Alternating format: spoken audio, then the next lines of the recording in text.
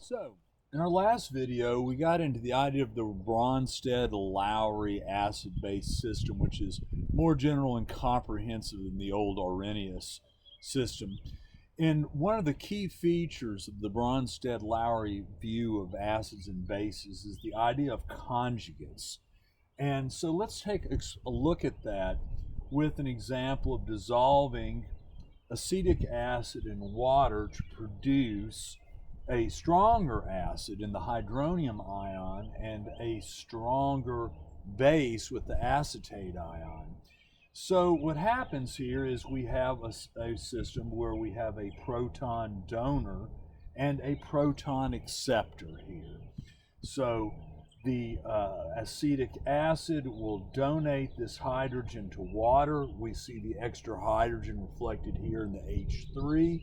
Because we've added a hydrogen ion, the charge has gone up from neutral to positive, and over here the acetic acid has had its charge go more negative as it got deprotonated.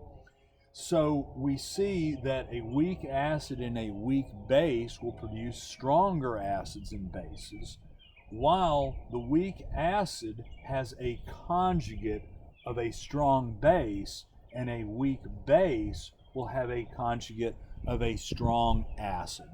This is generally the way that conjugates are viewed, in the sense that you can't have one without the other in terms of representation. What we'll be exploring later in our future video is where we just simply ID just individual ions or compounds and what their likely conjugate acid or base is. As you can see here, there is a pattern that is developing in the Bronsted-Lowry system of losses and gains of protons, and then the other half of the system where we are producing our conjugates, where we have an increase in positive charge and a greater negative charge.